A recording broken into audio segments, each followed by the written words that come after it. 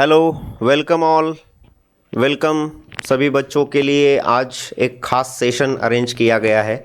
आपकी काफ़ी डिमांड थी बहुत दिनों से कि सर केवीपीवाई के बारे में कुछ बताओ।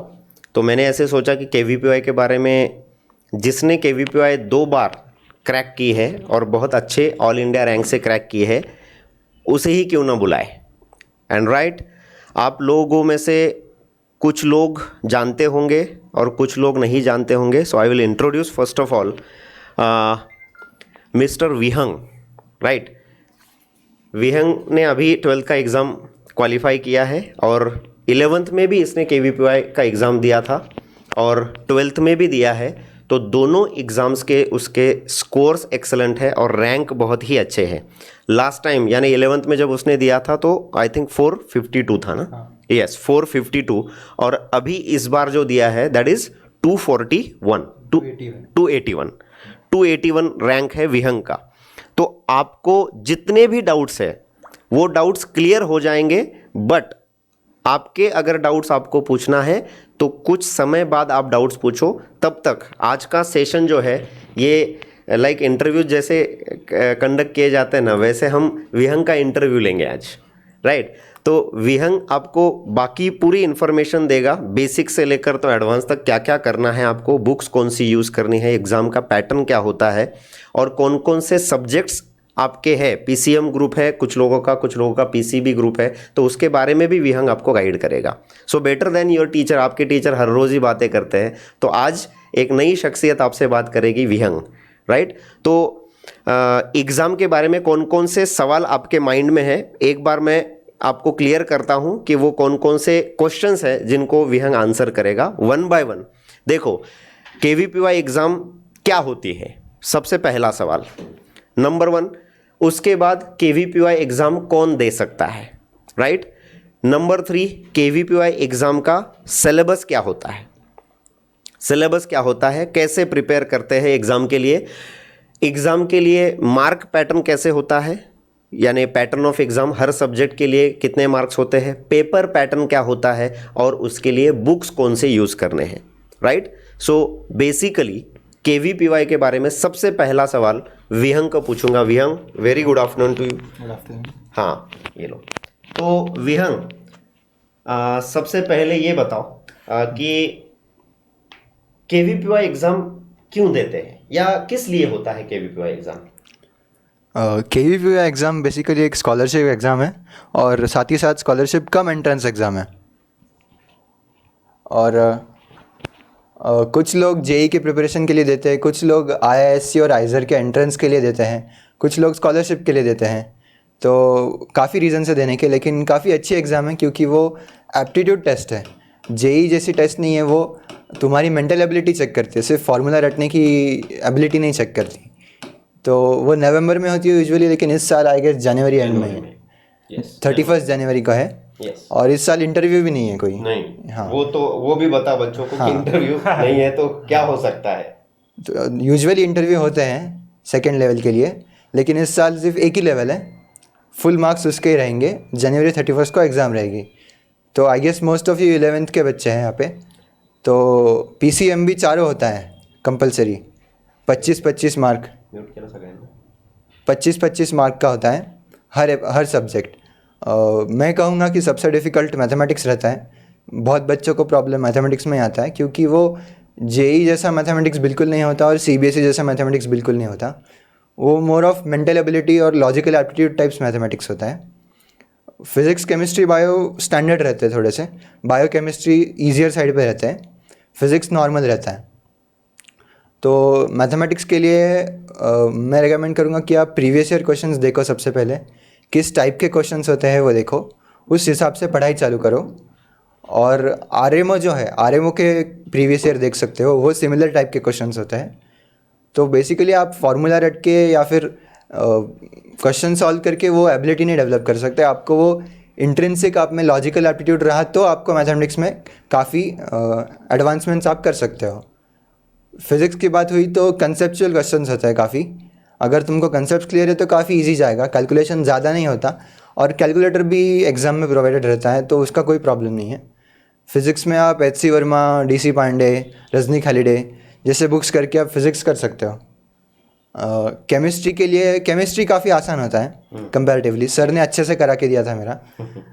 तो उसमें ऑर्गेनिक इतना हार्ड नहीं रहता। इनऑर्गेनिक मतलब most of the problems inorganic के एनसीईआरटी से आते हैं, और फिजिकल के भी काफ़ी एनसीईआरटी से आते हैं। पिछले 2-3 साल से ट्रेंड शुरू हो गया है कि केवीपीआई में एनसीईआरटी के क्वेश्चन ज़्यादा आने लग गए हैं। उसके पहले एनसीईआरटी नहीं पूछते थे, लेकिन अभी एनसीईआरटी से ज़्यादा पूछने लग गए, स्पेशली केमिस्ट्री और बायो में। तो केमिस्ट्री में और बायो में आप एनसीईआरटी ज़रूर पढ़ना, पूरा पढ़ना, अच्छे से पढ़ना, फिजिकल और इनऑर्गेनिक के लिए स्पेशली। ऑर्गेनिक एनसीईआरटी में इतना अच्छा नहीं दिया है, थोड़ा कुछ मिसिंग है, कम है। तो मॉड्यूल्स और ऐसे बुक्स से आप ऑर्गेनिक पढ़ सकते हो। सॉल्व करने के लिए MS चौहान है ऑर्गेनिक के लिए, एन अवस्थी है फिजिकल के लिए।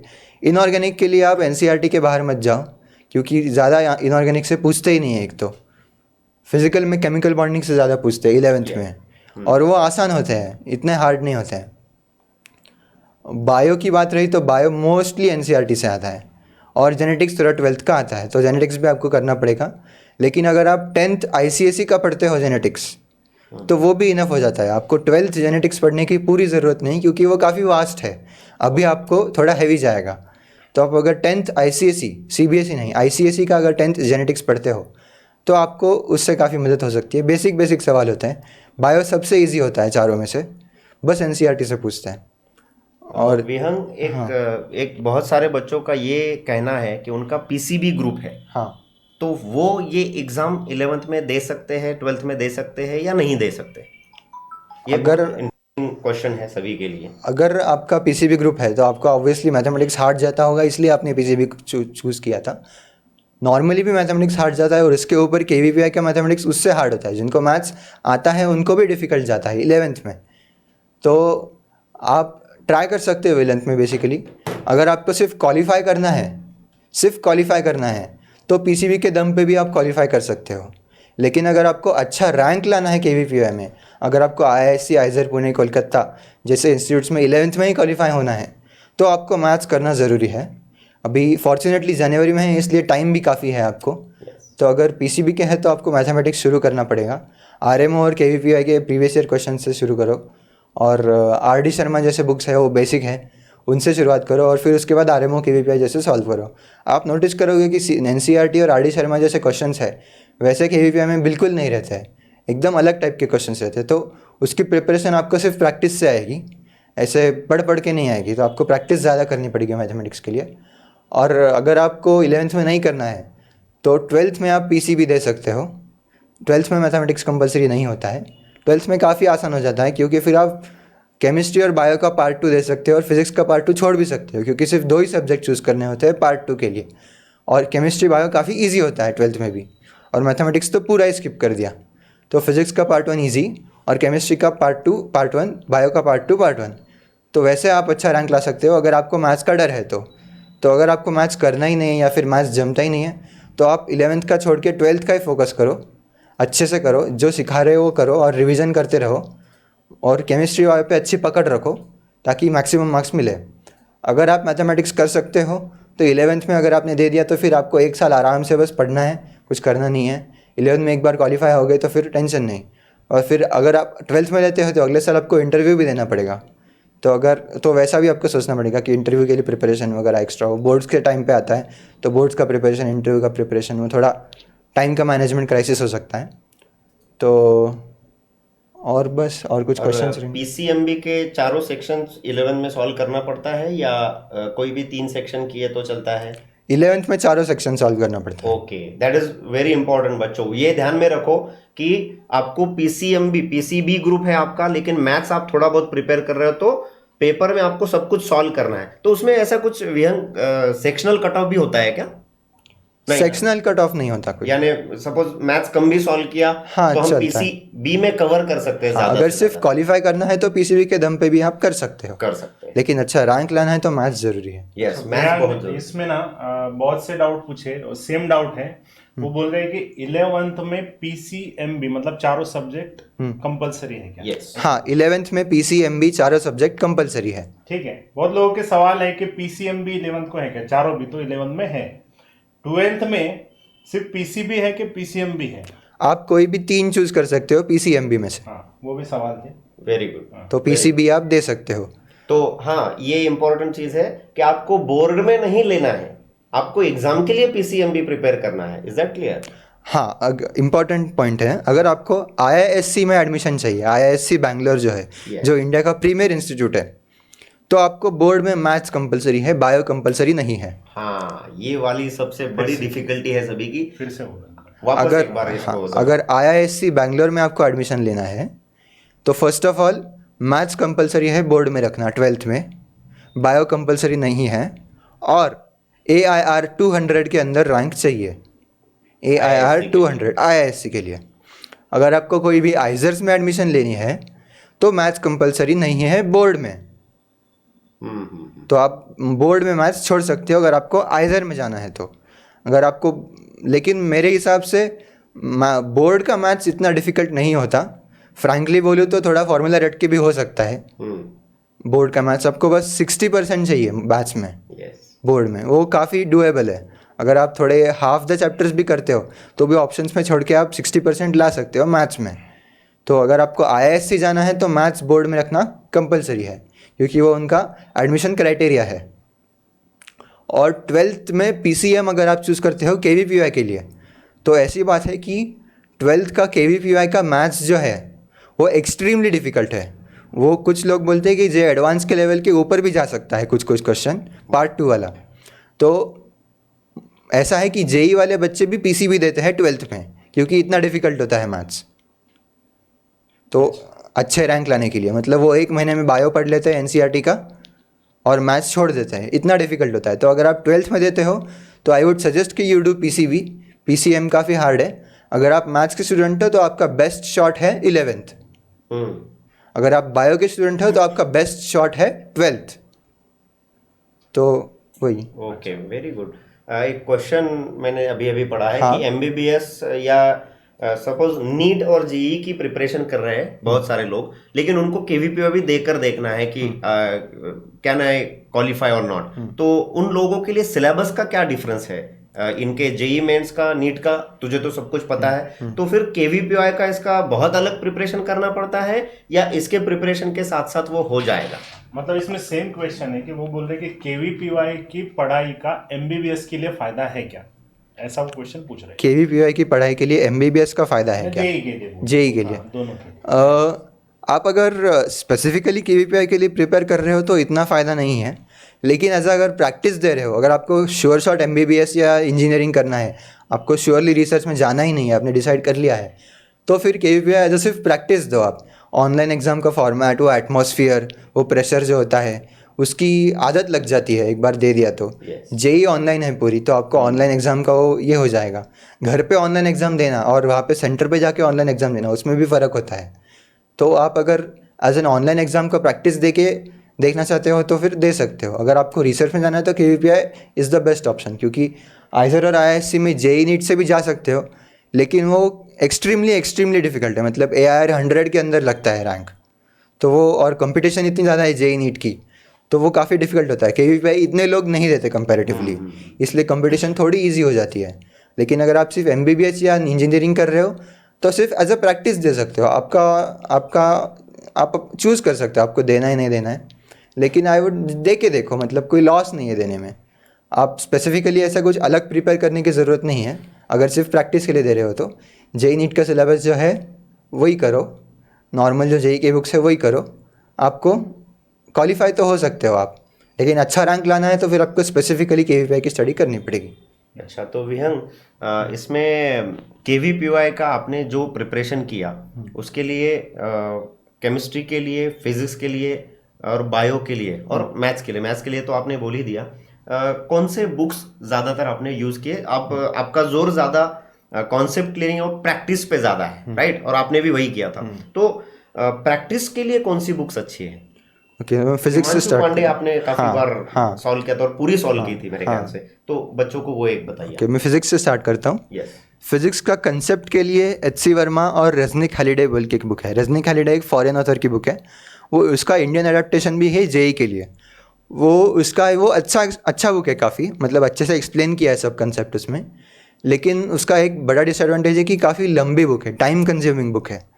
तो आप सिर्फ स्पेसिफिक टॉपिक के लिए वो पढ़ सकते हो कि ये टॉपिक मेरा क्लियर नहीं है कंसेप्ट, तो उसमें से सिर्फ पढ़ के आप क्लियर कर सकते हो।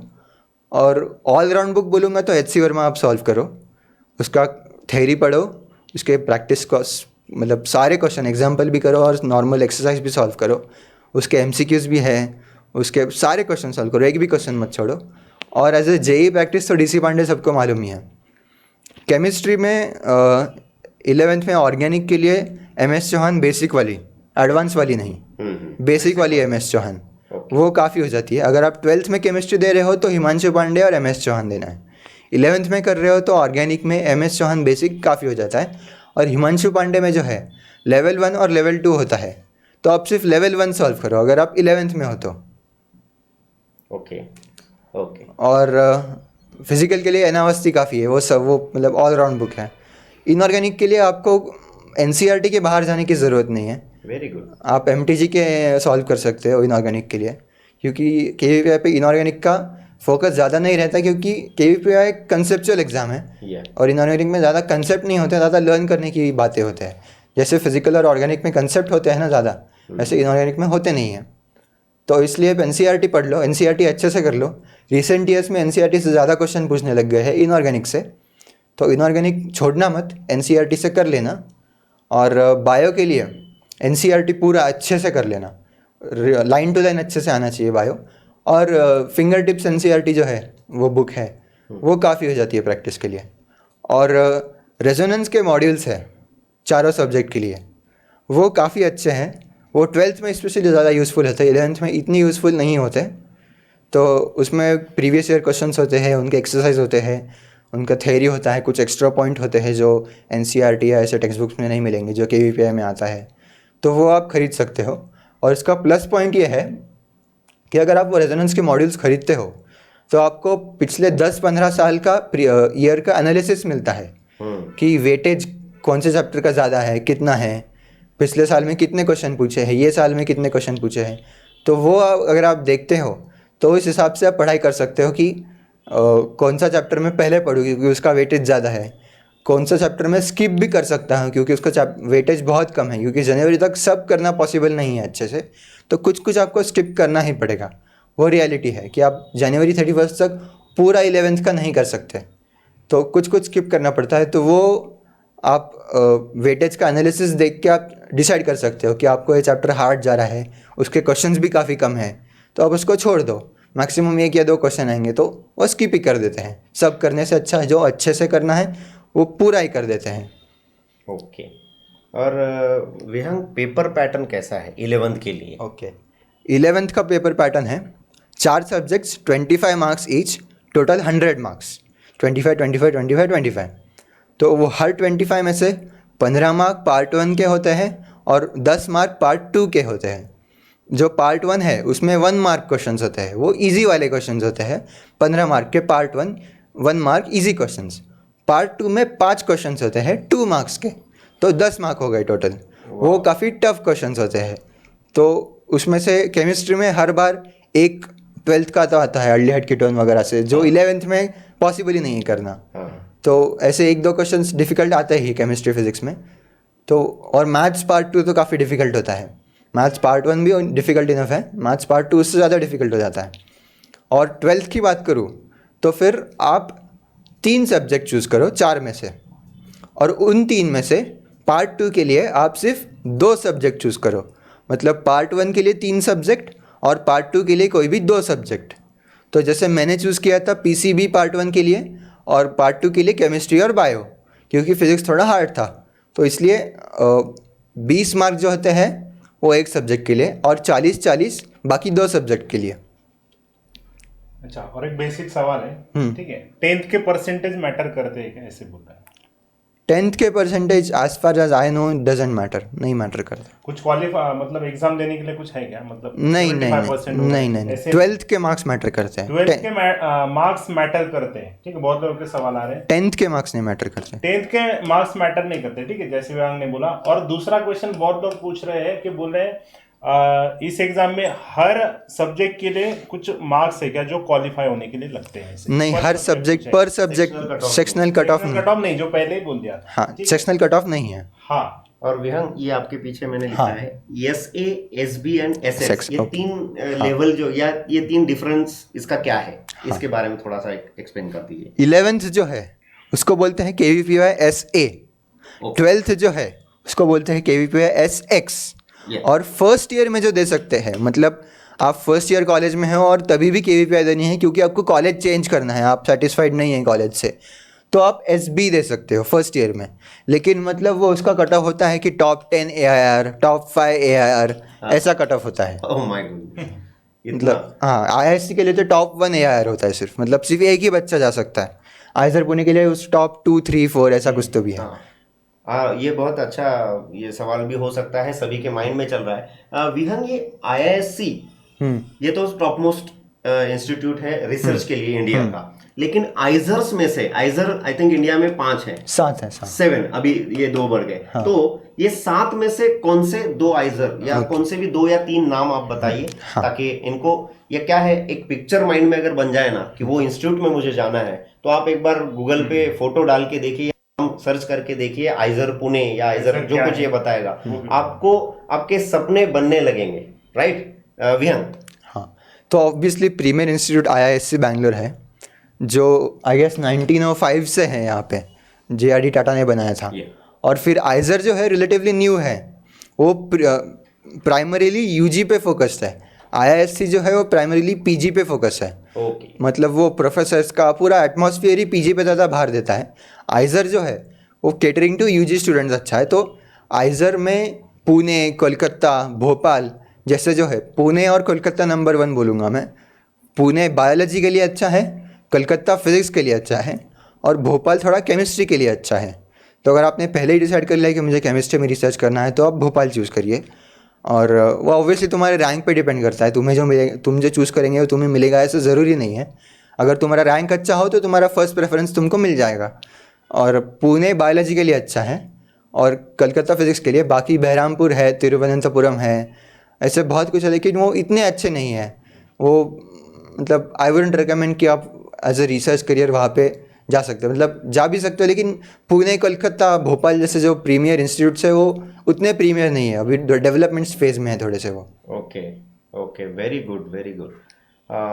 अब हम आपकी तरफ आते हैं। आई थिंक सभी डाउट्स क्लियर हो गए होंगे कि एग्ज़ाम जनरली नवंबर में होता है, लेकिन इस साल कोरोना पैंडेमिक की वजह से थोड़ा सा लेट हो रहा है। सेकेंड थिंग, इंटरव्यूज भी कैंसिल कर दिए हैं। So this is golden opportunity for 11 students as well as 12 student की।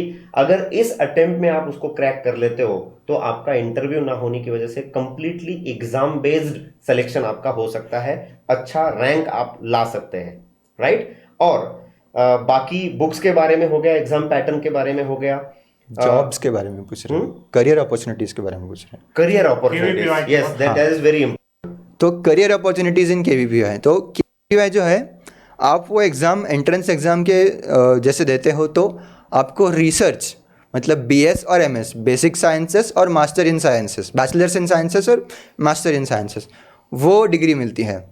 तो आप रिसर्च में फिर BS, MS, फिर PhD, फिर आपको यूनिवर्सिटी में या फिर कंपनी में रिसर्च पोजीशन पे आप काम कर सकते हो, साइंटिस्ट बन सकते हो बेसिकली। मतलब तो वही है, KVPY मतलब साइंटिस्ट बनना है। अगर JEE जैसे इंजीनियरिंग, नीट में डॉक्टर, तो वैसे KVPY scientist. Yes, it's very nice. और कुछ सवाल है तो आपके आप पुट अप कर दीजिए, one by one. Negative marking के बारे में पूछ रहे हैं बहुत सारे। हाँ, नेगेटिव मार्किंग आई गेस 0.25% होता है, मतलब 25%। अगर आपने एक अगर सही किया तो +1 और गलत किया तो -0.25 ऐसा होता है। मतलब एग्जैक्टली याद नहीं आ रहा मुझे, लेकिन आई गेस वही 11th के लिए, 11 12th के लिए सेम नेगेटिव पैटर्न सेम है सभी के आई गेस। हाँ, और एक सवाल है कि इसमें कुछ लोग ऐसे बोलते 11th में 11th का आता है क्या, और 12th में 12th का आता है क्या? ये हाँ, सवाल है। 11th में सिर्फ 11th का आता है, और कुछ चैप्टर के आता है। जैसे फिजिक्स में ज्योमेट्रिकल ऑप्टिक्स और करंट इलेक्ट्रिसिटी जो है वो 12th के आते हैं। केमिस्ट्री में थोड़ा सा ऑर्गेनिक का 12th का आता है, लेकिन आप करो मत, वो उसके पीछे मत पढ़ो, काफ़ी एडवांस्ड है वो। बायो में जेनेटिक्स का आता है, और मैथ्स का भी इतना अच्छे से बोल नहीं सकते क्योंकि याद नहीं आ रहा मुझे। और 12th में 11th और 12th दोनों का आता है। ओके, सिर्फ 12th का नहीं आता है, 12th और 11th दोनों का आता है। ओके। स्टडी रूटीन के बारे में पूछ रहे हाँ, हैं। तुम्हारा स्टडी रूटीन कैसा था, जैसे बता रहे हैं? अब मेरा स्टडी रूटीन तो मतलब जैसा दिल जो करे जैसे वैसे, था वैसे था। आप वैसा मत करो। एक्चुअली विहंग का ऐसा था कि विहंग को जब लगे वो स्टडी करता था, जब ना लगे वो दूसरी चीजें करता था। लेकिन मुझे तो ऐसे लगता है कि कंप्लीट डेडिकेशन जब तक आपका नहीं रहेगा ऐसे एग्जाम्स को में आप अच्छा रैंक नहीं ला सकते। Isn't it? हाँ सही है, बिल्कुल सही है। 100% डेडिकेशन चाहिए। बिकॉज विहंग के साथ और भी कुछ बच्चे थे जिन्होंने प्रिपेयर किया, लेकिन कुछ चीज़ों की वजह से उनका प्रिपरेशन में या अंडरस्टैंडिंग में या प्रैक्टिस में कोई कमी रह गई होगी, इसलिए वो क्रैक नहीं कर पाए। वो काफ़ी नज़दीक थे, राइट, काफ़ी नज़दीक थे, लेकिन एक दो marks सिलेक्शन से नहीं, cut off। 1-2 मार्क्स से भी कुछ अपने ही स्टूडेंट्स हैं जो नहीं कर पाए। और लास्ट ईयर अपना उस दिन सोहम जो था देवलानकर, देवलनकर, तो उसने क्वालिफाई भी किया था और वो अभी आइजर में है, आइजर पुणे में। तो अगर वो यहाँ पर अवेलेबल होता है तो कभी हम उसको भी बुलाएंगे मीटिंग में। लेकिन विहंग ने जितना भी बताया है, ये अभी विहंग ने बताना यानी कैसा है कि विहंग अभी आपको ज़्यादा क्लोज लग सकता है, बिकॉज अभी अभी उसने क्रैक किया है, राइट। और हम जब कोई चीज़ बताते तो आपको लगता है कि यार सर के लिए तो इजी होता है सब कुछ, हमारे लिए नहीं होता, राइट। तो विहंग ने जो बताया उसको ज़्यादा फोकस करो। जितनी भी चीज़ें उसने आपसे शेयर की है, और स्पेसिफिकली आई थिंक तू घर से बाहर नहीं निकला होगा ज़्यादातर। नहीं ज़्यादा नहीं, बस क्लास के लिए। हाँ, नहीं, अभी ये पैंडेमिक में भी नहीं, बिल्कुल नहीं। तो बस कल एक फ़ोन पर हमारी बात हुई और मैंने कहा कि बेटा बच्चों को गाइडेंस करना है, और पहले ही इसमें वो राज़ी हो गया कि ठीक है सर मैं आता हूँ। तो देखो इतना रिस्क लेके वो यहाँ तक आया है, स्टूडियो तक, तो आप लोगों का भी फर्ज बनता है कि अगर आप सीरियसली करना चाहते हो तो this session will be most beneficial session for you. इसके बाद भी आपको अगर कहीं पर प्रॉब्लम्स आते हैं तो आप हमसे डिस्कस कीजिएगा, हम वापस ऐसा सेशन अरेंज करने की कोशिश करेंगे। और कुछ इंपॉर्टेंट सवाल है तो पूछिएगा, नहीं तो हम फिर इसको कंक्लूड कर देते हैं। पूरा 11th कैसे करे 5 महीने? 5 महीने में अभी एक क्वेश्चन आया, पूरा 11th कैसे करे 5 महीने में? तो रियलिस्टिकली तो पॉसिबल नहीं है पूरा 11th करना। तो वही मैं बोल रहा था, अगर आप मैं सर को PDF भेजता हूँ वेटेज का, यस, वो सर आप भेज दो सबको। बिल्कुल वेटेज का PDF 2016 तक ही है, लेकिन वो 2017, 18, 19 का नहीं है, थोड़ा आउटडेटेड है वो। लेकिन तभी भी काफ़ी अच्छा वेटेज है। तो आप जो ज़्यादा वेटेज वाले चैप्टर हैं वो पहले करो और वो अच्छे से करो, फिर जो कम वेटेज वाले हैं वो बाद में करो। और कुछ आप स्किप ही कर सकते हो, मतलब जेई और नीट में कैसा है कि सब चैप्टर से थोड़ा पूछते हैं। KVPM में ऐसा है कि कुछ जो कंसेप्चुअल चैप्टर्स ज़्यादा है उनमें से ज़्यादा पूछते हैं। यस, तो वो आप करो, और जो स्किप ही करने पड़ेंगे आपको। आप सब करने के पीछे पड़ोगे तो आपको कुछ भी नहीं मिलेगा। तो आपको चूज़ करना है, आपको स्मार्ट पढ़ाई करनी है, आपको बुल वर्क नहीं करना है। 5 महीने में रियलिस्टिकली पूरा करना पॉसिबल नहीं है, 1 साल का कोर्स। तो आपको स्मार्ट पढ़ाई करके चैप्टर्स आपके चूज़ करने हैं और फिर उससे आप मैक्सिमम मार्क्स ला पाओगे। वियांग, एक सवाल है इसमें, how to choose 2 subjects for part 2 for class 12? हाँ, तो पार्ट 2 के लिए है आपको 2 सब्जेक्ट चूज़ करने हैं बराबर। तो सबसे ईजीएस्ट जो होते हैं वो केमिस्ट्री और बायो होते हैं। लेकिन मेरा एक दोस्त था, उसका फिजिक्स स्ट्रांग था और बायो वीक था, तो उसने फिजिक्स और केमिस्ट्री चूज़ किया। अगर आपका मैथ्स बहुत स्ट्रांग है तो आप मैथ्स भी चूज़ कर सकते हो। अगर आपको सेफ साइड पे जाना है तो आप केमिस्ट्री बायो चूज़ करो पार्ट 2 के लिए। लेकिन आपको अगर फिजिक्स बहुत पसंद है, फिजिक्स का आप दिन भर फिजिक्स करते बैठते हो, फिजिक्स लवर हो आप, तो आप फिजिक्स भी कर सकते हो। लेकिन फिजिक्स थोड़ा हार्ड साइड पे जा सकता है क्योंकि उसका कंसेप्चुअल लेवल काफ़ी हाई जाता है। तो आपको फिर इरडव वगैरह करना पड़ता है, वो काफ़ी टाइम कंज्यूमिंग होता है। मतलब जो मेरा दोस्त है वो फिजिक्स गजानन, हाँ गजानन ने किया, तो उसको फिजिक्स काफ़ी पसंद था, फिजिक्स में मास्टर था वो। लेकिन फिजिक्स करते पीछे पीछे उसके बाकी 2 रह गए। हाँ, वो प्रॉब्लम हो गया उसका, और वो क्रैक कर सकता था, लेकिन उस चीज़ की वजह से रह गया। फिजिक्स इतना करने लग गया कि बायो में नेगेटिव मार्क्स आए उसके। अरे बाप रे, मतलब 0 के ऊपर बायो छोड़ देता था तो क्वालिफाई हो जाता था वो। तो फिजिक्स का वही प्रॉब्लम होता है, फिजिक्स करते बैठो बाकी सब्जेक्ट्स निगलेक्ट हो जाते हैं। सेफर साइड पे बोलूँगा मैंने जो किया, केमिस्ट्री और बायो काफ़ी इजी होता है। बायो तो बहुत इजी होता है, केमिस्ट्री मॉडरेट लेवल पे होता है। आप अगर सिली मिस्टेक नहीं करते हो तो आप केमिस्ट्री बायो में काफ़ी डिसेंट मार्क्स ला सकते हो पार्ट 2 के लिए। यस, और अगर फिजिक्स आपका स्ट्रांग है तो फिजिक्स भी चूज़ कर सकते हो। Maths I wouldn't recommend. ये बहुत अच्छा बताया विहंग आपने कि हमें भी ऐसा ही लगता है कि किसी भी टीचर से, किसी भी गाइड से, किसी भी मेंटोर से आप पूछेंगे कि एग्ज़ाम क्रैक करना है कि नॉलेज गेन करना है, राइट। यानी फिजिक्स मुझे बहुत अच्छा लगता है, यानी मुझे फिजिक्स में आगे रिसर्च करना है, लेकिन वो डोर वो क्रैक करके आपको वहां पर एंटर करना पड़ेगा, आईआईएससी या आइजर जैसे इंस्टीट्यूट में जाना पड़ेगा, तो उस सब्जेक्ट में आप मास्टर हो सकते हैं, उसमें आप क्या कर सकते हैं, रिसर्च कर सकते हैं। तो वहां पे जाना ज्यादा इंपॉर्टेंट है ना बेटा, तो इसलिए आप वहां पर जाने के लिए एग्जाम क्रैकिंग पैटर्न पर ज्यादा फोकस करो। वो चाहे फिजिक्स में करना है आपको या मैथ्स में करना है, और केमिस्ट्री और बायो अगर इजी आता है तो केमिस्ट्री बायो का स्टडी करके एंटर कर लो, और उसके बाद आप डिसाइड करो कि आपको रिसर्च किस में, कौन से सब्जेक्ट में कंटिन्यू करना है, राइट। तो कुछ क्वेश्चंस आए हैं कि कॉन्फिडेंस कैसे गेन करना है, मोटिवेशन और डिमोटिवेशन। आप मतलब जनरल बात करो, हाँ। नीट जेई सब हाँ। सब ठीक।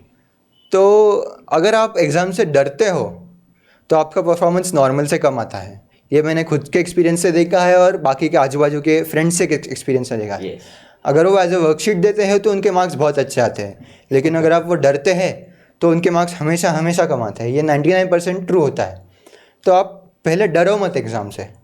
5 महीने हैं, अगर नवंबर में तो काफ़ी कम टाइम होता है, अभी जनवरी में तो और टाइम बढ़ गया है आपका।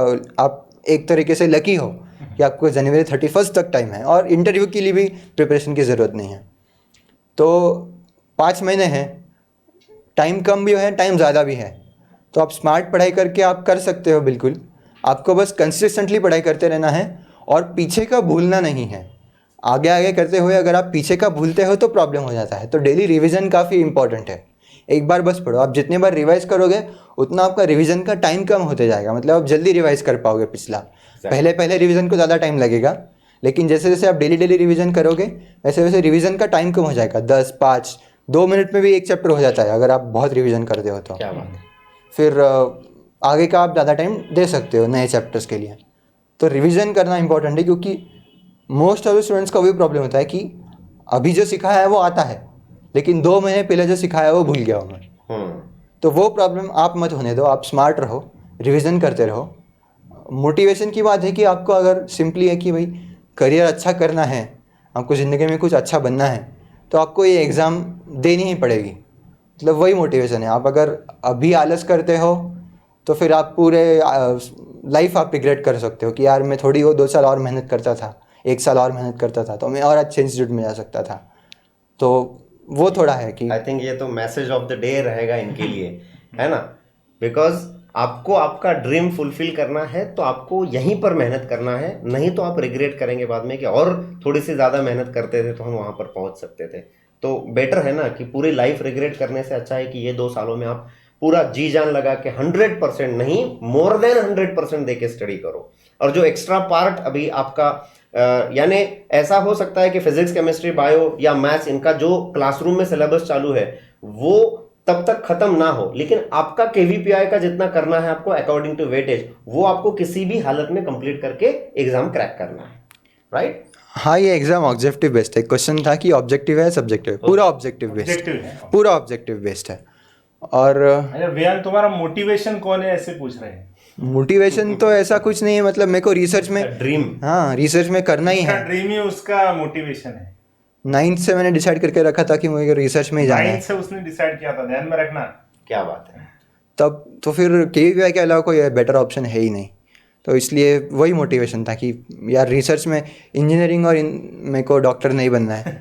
तो एंड सबसे इंटरेस्टिंग बात यह है कि मम्मी और पापा दोनों भी डॉक्टर्स हैं, दोनों भी। एंड रिनोन डॉक्टर्स है, ऐसे भी नहीं, राइट। तो फिर भी उसने उसका करियर चूज किया कि मुझे क्या करना है, हिज ओन इंटरेस्ट, और वही करो जो आपको अच्छा लगता है, हाँ राइट। अगर आप हाँ आपको खुद से इंटरेस्ट है तो ही करो, नहीं तो आप वही भी लाइफ हाँ मत करो। अभी टाइम है बाहर निकलने के लिए।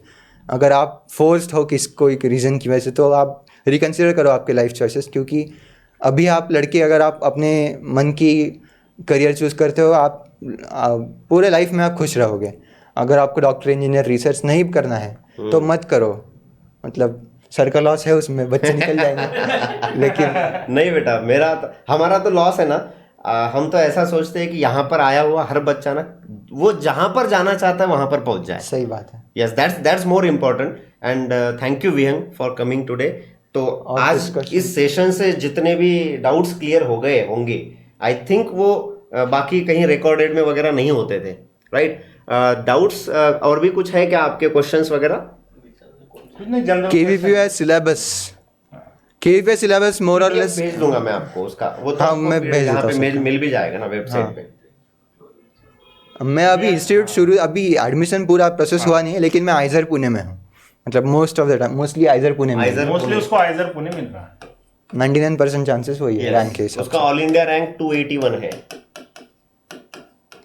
और मिल ही जाएगा उसको ऑलमोस्ट। यस, ये वीडियो यूट्यूब पे आने वाला है। यस, 11th में मैथ्स छोड़ दिया तो चलता है क्या?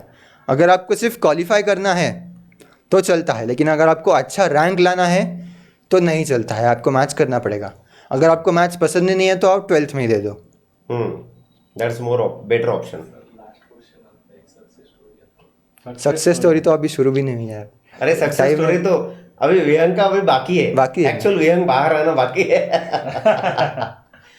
यस, सो मोर ओवर उसने काफी लगन से पढ़ाई की है। एक मुझे अभी भी याद है, मेरे पास आई थिंक वो फोटो भी होगा, सेल्फी लिया था मेरे घर पे। तो आई थिंक दिवाली हॉलीडेज लग गए थे और मुझे गाँव जाना था। बट देखो, जिसको एग्जाम क्रैक करनी है ना, वो बाकी ज्यादा चीजों के लिए सोचता नहीं कि सर क्या सोचेंगे, बाकी लोग क्या सोचेंगे। उसका मुझे फोन आया कि सर आप हॉलीडेज है तो कब गाँव निकल रहे हैं, और उसी दिन मैं इवनिंग में निकलने वाला था। तो उसका एक मुझे बहुत अच्छा लगा, उसने कहा कि सर मेरे डाउट्स क्लियर करके जाना है बस। और उस दिन वो घर पर आया, यानी क्लासेस तो उस दिन छुट्टी लग गई थी, घर पर आया, पूरे डाउट्स क्लियर किए और फिर बाद में चला गया हैप्पी दिवाली बोल के। Right, this is what called as passion बेटा। हाँ, सभी के लिए ये बहुत अच्छा मैसेज है कि उसे करना था, उसने डिसाइड कर लिया था। फिर वो बाकी मेरे लिए कौन इंपॉर्टेंट है कौन नहीं है, कौन क्या बोलेगा क्या नहीं बोलेगा, इससे अच्छा है कि तुम्हारा काम कौन कर सकता है। That is more important, isn't it Vihang? हाँ। पैशन से करो, जो कोई चीज करनी है वो पैशन से करो। और ये जो गाइडेंस वो आज कर रहा है वो नीट के लिए भी होगा, जेई के लिए भी होगा। स्पेसिफिकली वो केवीपीवाई के लिए बता रहा है, लेकिन सेम चीजें आप जिस एग्जाम की प्रिपरेशन कर रहे हो उसके लिए भी लागू है 100%। कोई बच्चे कट ऑफ पूछ रहे हैं मुझे। कट ऑफ ऐसे फिक्स नहीं होता बेटा, वो हर साल बदलता रहता है, वो एग्ज़ाम के डिफ़िकल्टी पे चूज़ करता है, डिपेंड करता है। रिसेंट ईयर्स में केवीपीआई थोड़ा ईजियर बनते जा रहा है, पहले काफ़ी टफ था। पिछले 2 सालों से थोड़ा एनसीईआरटी से ज़्यादा क्वेश्चन पूछ रहे, थोड़ा मतलब रटने के क्वेश्चन ज़्यादा आ रहे हैं, तो बच्चों को मार्क्स ज़्यादा मिल रहे हैं, तो कट ऑफ ज़्यादा बढ़ते जा रहा है। तो 11th और 12th का कट ऑफ अलग होता है, तो ऐसे बोल नहीं सकता मैं। आप अपना बेस्ट ट्राई करो। ये बहुत बच्चे एक ही क्वेश्चन पूछ रहे हैं कि ओवरनाइट स्टडी का क्या करें। मैंने काफ़ी किया है ओवरनाइट स्टडी, रिकमेंडेड तो नहीं है लेकिन करना ही पड़ता है कभी कभी। आपको जैसे लगता है अच्छा टाइम, उस टाइम पे करो विद 100% कॉन्सेंट्रेशन। बस ऐसा है कि आप अपनी स्लीप सैक्रिफाइस मत करो। अच्छा, ये क्वेश्चन अच्छा है। आप डिमोटिवेट होते होंगे तो क्या करते थे? हाँ। भाई थोड़ा टाइम पास करके चिल मार के वापस पढ़ाई करता था। क्या बात है, दिस इज ओरिजिनल आंसर, अंदर से आया। ठीक है, ओके, सो आई थिंक 90% आपके जितने भी सवाल थे उनके आंसर्स आपको मिल गए। हाँ, आइजर का एग्जाम के बारे में पूछ रहे हैं थोड़ा। हाँ, IIT तीन तरीके से हम जा सकते हैं। आइजर वो सिर्फ आइजर के लिए होता है, वो IISc के लिए नहीं होता। आइजर एप्टीट्यूड टेस्ट वो जो होता है वो नीट के बाद होता है, मई में होता है। अभी ये इस साल तो पोस्टपोन हो गया है 12th के बच्चों के लिए, लेकिन यूजुअली मई एंड में होता है वो। आइजर एप्टीट्यूड टेस्ट बोलते हैं, उसमें 4 सब्जेक्ट कंपलसरी हैं। तो इसलिए बेटर ऑप्शन ये है कि अगर आपको सिर्फ पीसीबी करना है, आपको मैथ से डर लगता है, तो आप केवीपीआई 12th में दे दो या फिर पीसीएम 12th में दे दो, तो आपको इजी हो जाएगा। IISER aptitude test easy exam होती है, इतनी हार्ड नहीं होती है। 50% of the seats of all IISERs are determined by IISER aptitude test. लेकिन उसका प्रॉब्लम है कि 4 सब्जेक्ट कंपलसरी है, और 4 सब्जेक्ट कंपलसरी और 12th और 11th दोनों का करना पड़ता है। 11, 12 दोनों और 4 सब्जेक्ट, तो सिलेबस काफ़ी वास्ट हो जाता है। तो इसलिए best route to get into IISERs is KVPY. IISc में पोस्ट ग्रेजुएशन के लिए जा सकते हैं ना? IISc में पोस्ट ग्रेजुएशन के लिए आप जा सकते हैं। अगर आप यूजी से जाते हैं तो डायरेक्टली पीजी कर सकते हैं बिना कोई एग्ज़ाम के। अगर आप IISc में डायरेक्टली पीजी करना चाहते हैं तो गेट एंट्रेंस एग्ज़ाम देनी पड़ती है। लेकिन अगर आप केवीपीआई से जाते हो तो फिर आपको कोई एग्ज़ाम देने की ज़रूरत नहीं पड़ती है, बस वहाँ पे पास होना पड़ता है यूजी। अच्छा, एक इम्पोर्टेंट क्वेश्चन है कि सोशल मीडिया को कैसे हैंडल करना है?